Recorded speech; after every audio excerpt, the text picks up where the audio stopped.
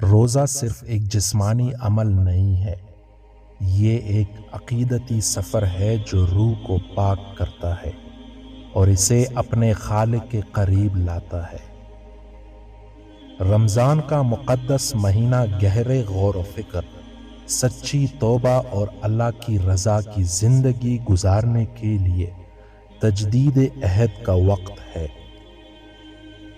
جب آپ رمضان میں قرآن کی تلاوت کرتے ہیں تو اس کی آیات کو روحانی رہنمائی اور روشن کا ذریعہ بننے دے جو آپ کو نیکی کی راہ پر لے جاتی ہے۔ رمضان صرف کھانے سے پرہیز کرنے کا وقت نہیں ہے، یہ شدید عقیدت کا دور ہوتا ہے جو ہمیں نماز، روزہ اور خود نظم و ضبط کے ذریعے اللہ کے قریب کرتا ہے۔ رات کی نماز تراویح کو آپ کی روح اور الہی کے درمیان ایک رابطہ بننے دے، ایسی گفتگو جو الفاظ سے بالا تر ہو اور آپ کے وجود کی گہرائیوں تک پہنچ جائے۔ سحری اور افطاری کی سادگی میں مخلصانہ دعا، اللہ کی ہدایت، بخشش اور برکت کے لیے لمحات تلاش کرے۔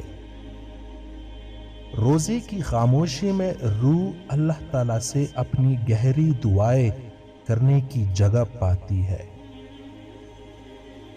رمضان کے پرسکون لمحات میں اپنی روح کی سرگوشیوں کو سنے، اس سے اس کے اندر موجود طاقت، لچک اور خوبصورتی ظاہر ہو سکتی ہے۔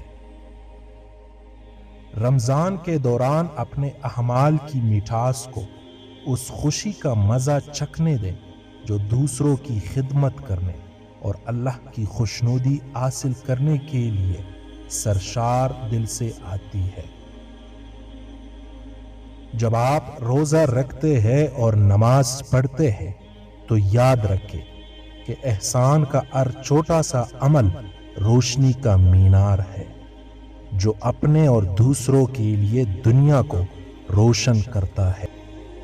اللہ کرے اس رمضان میں آپ کی روح بوجھ سے پاک، آپ کے دل کو ہلکا اور آپ کے دن برکت دینے اور حاصل کرنے کی خوشی سے بھر جائے۔ آمین۔